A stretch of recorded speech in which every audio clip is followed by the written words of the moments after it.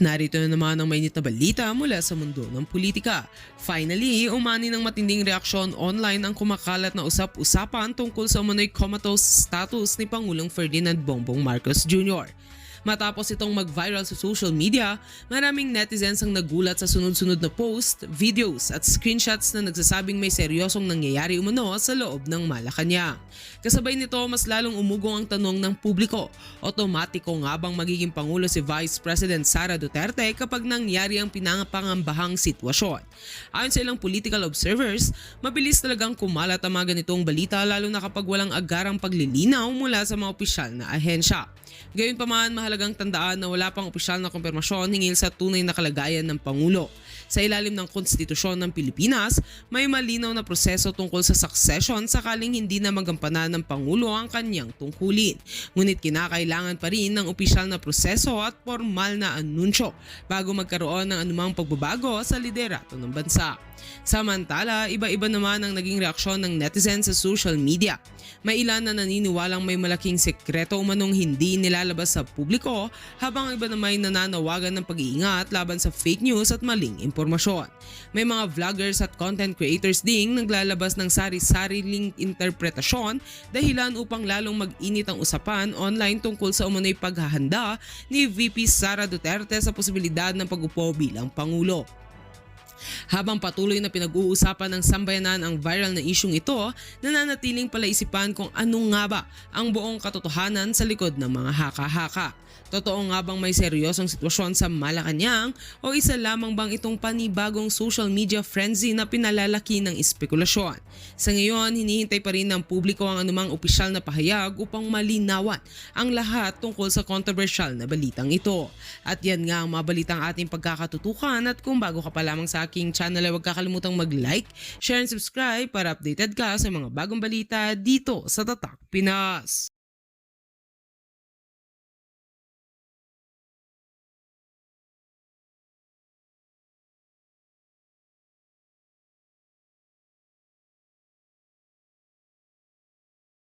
Procuring entity. So hindi nyo po nabanggit na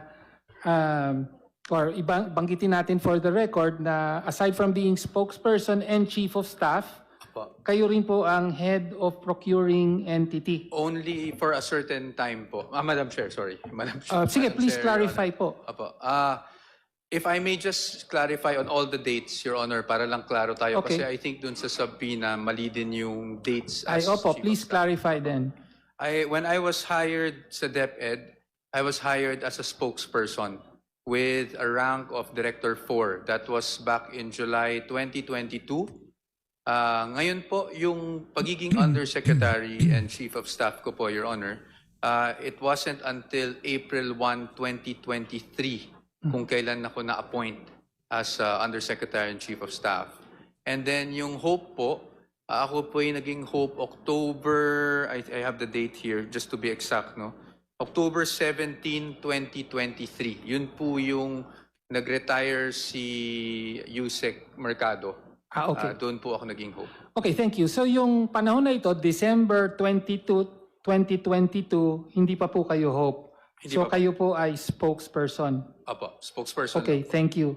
And then you received an envelope containing an amount from ang importante pong sinabi niyo rito, the VP gave it to me herself po. Apo, Tama po. Binigyan po kayo mismo direkta apo. ng envelope ni Vice President Sara Duterte. Ngayon, as to the amount, hindi niyo po binabanggit dito. By the way, Madam Chair, this is from the transcript of October 17, 2024. Wala pong binanggit about the amount. But in a subsequent hearing, November 5, 2024, ay may mababanggit na po na amount. Please play the second clip po. Attorney Powa, do you remember receiving an envelope that has about 200,000 in it? Mr. Chair, Your Honor, no. The simple answer is no. The biggest, if I need to share, Yes, go probably, when one time nakwento ko nga na nag-reimburse ako because of a media party, no, for, just to host the media for Christmas, I was given around 20 to 25 at that time, which was, well, to be candid, lower pa than what I made abono, but who are we to ano, diba? So, but never, not, definitely not 200, not 100,000, not 50,000. Okay. Oh, Miss Catalan. Okay, thank you. So dito po, sinabi nyo na I was given, so Oh, ano? just to clarify, Oh, ano pinupunto mo? yung Langya ka. pinag-uusapan yung insidente Ayusin mo. na binigyan kayo, dalawa po kasing magkakaibang hearing to. This is the same incident. If I may just contextualize everything, Yes, please. Your Honor. Kasi there were several incidents na nire-reimburse ako, although hindi siya yung monthly, no? So, for example, Your Honor, that incident that we were pertaining to, the same incident, close to December, because we had to host, alam niyo na, yung fellowship ng media, kinulang po yung budget ng DepEd, so naglabas ako ng sarili kong pera. So that's what happened. Now, in other incidents, similarly, that's why I had to really categorically say that these were reimbursements for personal expenses that I personally shelled out po. Okay. So binigyan po kayo ng binigyan kayo sa isang envelope ni Vice President Sara Duterte ng 20 to 25,000 pesos noong December 2022. Tama po. Hindi ko na po matandaan kung 20 to 25, but yes, it was the same. Well, it yun was yung the sinabi same. nyo rito. Yes po, ito po. Okay. Okay, so binigyan kayo nun. Tapos, parang binanggit mo na rin, hindi ito yung iisang pagkakataon na binibigyan kayo. Kasi sabi nyo dito, the biggest if I need to share, so implying that you received more than once. Tama po? Madam Chair, yes. Yes. Okay. Sabi nyo po, reimbursement. So, ibig sabihin, hindi po, yung binigay sa inyo ay hindi sweldo, hindi rin yung mga allowances na tinatanggap ng government employee under salary standardization law. Tama po ba? Tama po, and hindi po siya regular, Your Honor. Hindi regular. Hindi siya monthly, Okay. kumbaga. What I meant to say. Reimbursement. So, meron po ba kayong resibong pinirmahan bilang reimbursement? Honorable Tino, Nako. please confine to what appears in the transcript. Natatawa na tong si Baculaw kay Attorney Tinyo. Ito naman kasi si Attorney Tinyo eh. Di ba? Ano na yan? Hindi nakasama yes. Pambira. Yun sa transcript lang. You might be probing already. All right. Sige, thank you, Madam Chair. Then, For the guidance of the members, the questions of the Honorable Tino is anchored on the statements of Yes. Attorney Poa appearing in the transcript of the Inquiry in Aid of Legislation conducted by the Good Government Committee in the 19th Congress. But Yes. please confine your questions to the All right. transcript. Okay. You didn't, okay. So, reimbursements po ang intindi nyo dito. Tama po. Well, hindi lang po intindi because, Your Honor, Madam Chair, may I just give some context, just for clarity for everyone. Yes, you may proceed. Yes. I'll give you an example po, a very concrete example. Pumunta po kami ng ating Vice Presidente noon when she was Secretary of Education sa isang burol. No? After po ng burol na yun, marami nagpapapicture sa kanya. May mga lumalapit po, may lumapit po na bata. Nagbebenta po ng mga damit. It was Shein na damit. I don't know if I'm correct, if I'm saying it correctly. But she said, tulungan natin. Gusto kong bilhin, no? So, syempre, ang dami po nagpapapicture sa kanya. Ako po yung naglabas ng pera para po mabayaran yung binibentang damit. At pagkatapos po nun, a few days after, naalala niya, tinanong niya sa akin kung magkano nagastos ko. It was around 6,000 if I'm not mistaken. Binalik po niya sa akin yung 6,000. Ganun po yung nature ng... Okay. That's why I keep on saying reimbursement. Thank you, Madam Chair. I was asking kung may resibo po ba dun sa reimbursement to determine whether or not government funds were used. Your question However, about the receipt is probing already. However, since these are probing questions, ipaubayan na po natin yan Yes. sa ibang venue. After if all, ever. our standard is merely probable cause. Thank you, Madam Chair. Okay. So yun po yung unang tanong. Ngayon, kaugnay naman po sa confidential funds. Dahil po sa Annex U, ng Sabaya complaint ay yan po yung reply ng DepEd. Aso na yun? Okay, Annex U. Ito po yung dated 17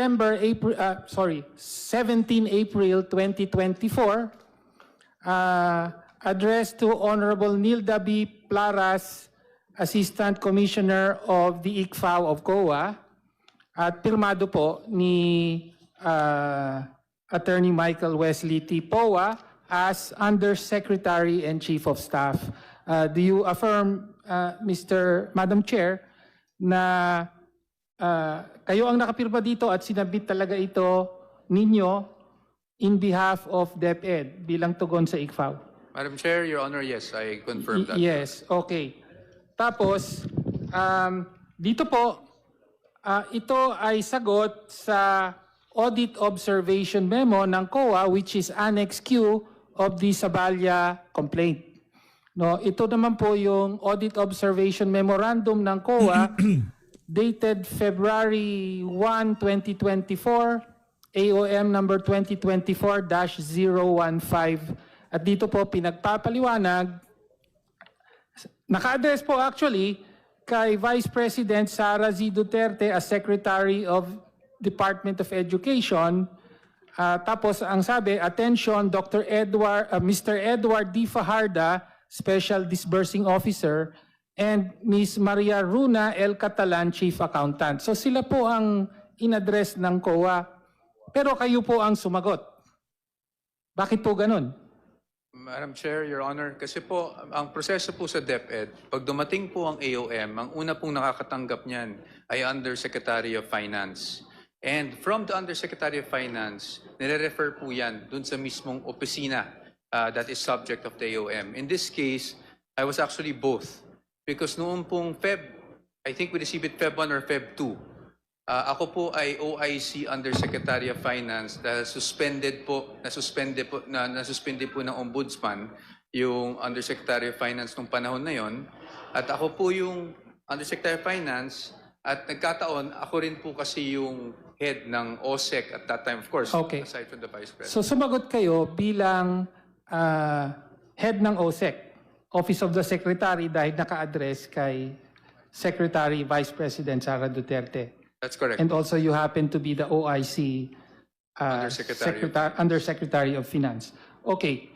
Ngayon, bahagi po, so yung COA nga po nagpapalinaw dahil sa tingin nila may mga, sabi ng COA, parang questionable expenses na hindi alinsunod sa Joint Circular on Confidential Funds. Tama po ba? If I may be accurate, Madam Chair, Your Honor, humihingi po ng mga documentation. Ang sinasabi po ng COA, lacking po sa supporting documents yung mga naging submission ng DepEd prior to the AOM. Well, yun lang, isa lang po yun sa mga sinabi ng COA sa AOM. Merong kulang ng dokumento, pero meron din pong mga kine-question na expenses. So for example, sa accomplishment report nyo, sabi nyo, meron kayong binanggit na Ano ba yan? payment. Ano ba yan, Representative Tino? Ayusin mo naman. Wala tayong nakikita ng mga ebidensya para maipisara. Galing-galingan mo naman.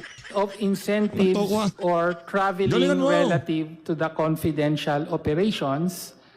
At sinabi ng COA rito, the above enumerated expenses are not among the confidential expenses enumerated in item 4.8 of JC number 2015.01. So hiningi kayo ng dokumento sa ibang bahagi, pero dito sabi, yung sinubmit yung expense hindi kasama sa authorized expenses. At sumagot kayo doon. Ang sagot nyo po ay kaugnay doon. Babasahin ko po yung sagot nyo. Sabi nyo rito, the payment for traveling relative to the confidential operations qualify as rental of transport vehicle. So, gina-justify nyo po. At sabi nyo, As an additional incentive to operatives and agents, unmarked private vehicles were rented and provided to support surveillance and casing activities. So you were making a statement of fact na ginamit ito, were rented and provided to support surveillance and casing activities. Tama po? Tama po, Your Honor, but that Thank was you. based on my No, discussion with yun lang, the- tama, yun ang sinabi mo. Apo. Tama, okay. Tapos, ang isa pang, Just for the guidance of the members, Congressman Tino is reading from the letter of Attorney Poa yes, in response to the AOM yes. of DepEd. Yes, Your Yes. Honor. And that letter is part of the documents which were submitted to us by COA, as well as part of the documents submitted to us by the head of the Legislative Archive. That's for the record. Thank you, Madam Chair. But please confine to the letter. Yes. And then, kasama din nga po yung humihingi ng dagdag na dokumento ang COA sa inyo. At ito po ang inyong sagot. Ang sagot nyo naman ay ito. On the finding that payment of rewards to informers must be supported with documents evidencing success of the information gathering and or surveillance activities on the account of the information given by the informer. So sabi nyo rito, attached here to as Annex B1 to B4 are the certifications issued by relevant partner agencies evidencing the success of various programs, projects, and activities directly resulting from the information provided by informers during the specified period. Yun po ang sagot nyo. Tama po? I confirm that, Your Tama po. And then, kasama po sa Annex V ng Annex V, V1, V2, V3 ng Sabalia complaint, yung mga certifications na binabanggit nyo. So these are certifications by various Army Infantry Divisions. 1st Infantry Division, 5th Infantry Division, 7th Infantry Division, and so on. Na sinasabi nila na naglunsad sila ng mga Boring. youth leadership seminar Boring. sa kanilang mga area of responsibility. Tama po ba? Tama po, Your Honor. Tama po. Okay. Okay. So, iyan po ang ilan sa mga nilalaman ng sagot ng DepEd through USEC POA sa AOM ng COA. Kaugnay sa paggamit ng confidential funds. Ngayon, pero sa nakaraang hearing, meron din kayong mga admission. Pwede po bang i-play natin yung clip? Secretariat, please play the admission of the video of admission of Attorney Poa. Yes. I understand the nature of confidential funds, but on how it is actually operationalized or used on the ground, under oath, I would like to state for the record that I'm really not aware. Hindi ko po nakita yung fund, hindi ko po alam kung paano siya ino-operationalize on the ground. Ang participation ko po ay naganap nung ako po ay OIC for Finance kasi at that time, nung na-receive namin yung AOM. And we had to respond to the AOM. And so because we had to respond to the AOM, I had to get all the documentation that COA was asking for po through that AOM. So ibig sabihin po, hinihingi nyo lamang po itong mga documentation na to para lang ma-justify kung paano ginamit. Pero in actual, hindi talaga doon ginamit. Tama po ba? Parang gano'n ang pagkakaintindi ko eh. Parang hinihingi nyo lang po yung certification nung nilabasan na kayo ng AOM.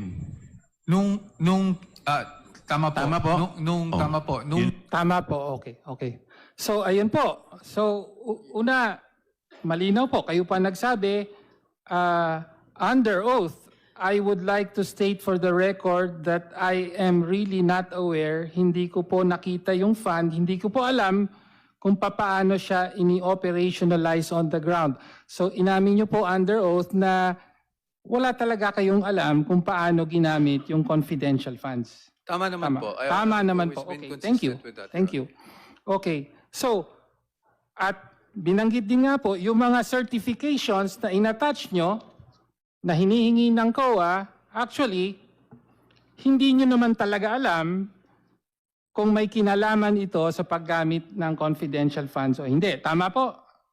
Your Honor, Yes or no? Your Honor, it's not a yes or no answer. It's kasi not a po, yes or no. If with all due Please, respect, let's allow Attorney Powa to answer. Si Raulo pala itong si ano eh.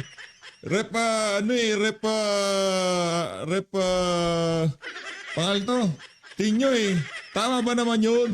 Ayaw mong pagpaliwanagan. Sino ka si Paduano? Sino ka? Sino ka? Si Benny Abante?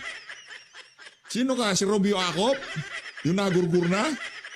Yung mga ganyang klaseng magtanong kung representative Tinyo, hindi maganda sa kalusugan, ha? Kaya ayos-ayusin yung magtanong. Yes po. because that You may Pang sintu-sintu yun eh. Tatanong ka, yes or no lang gusto mong pasagot. Ganyan na ganyan din ho sila kay dating Pangulo Rodrigo Duterte kasi hindi lang ho sila nakapalag.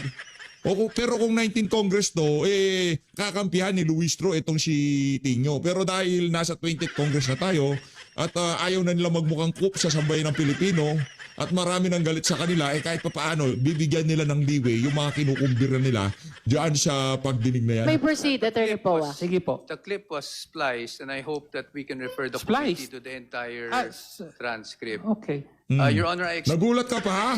Anak ng toko, alam niya lahat na sinabi niya. Baka 1,000 beses review niya lahat ng pagsasalita niya diyan sa hearing ng 19th Congress. Madam Chair, pakiklaro lang po kasi sinabi pa po niya, the clip was spliced. Parang may binagdug. Might be. Hindi, wala Hindi pong po, sorry po, splicing Your doon. Uh, Opo. Your Honor, I apologize for Yes, that. thank That is you. not what I meant. Nakat lang po dun sa dulo. What I was saying, Your Honor, is if I think the good chairman of the good government was also here, was at that time, since I did not have any personal knowledge on the operations, utilization, disbursement of confidential funds, that I had to rely on the documents that were submitted to me. At that time, Your Honor, when I received the AOM, of course, I had to talk to the SDO, the Special Disbursing Officer, to say saan natin kukunin itong mga documents na hiningi ng COA. I was referred to Yusek Mempin, if you remember, at that time. And so I asked Yusek Mempin for those. I did not even ask for certifications, which is also stated in the transcripts. I asked for accomplishment reports, Your Honor. But again, Your Honor, I apologize to the Honorable Tino by using the word splice. I think that was inaccurate, and I really apologize Thank for you. that, Your Honor. Okay. So actually, nandito, I have the whole transcript here. No? So actually, kayo rin ang humingi kay Yusek Mempin ng mga certifications.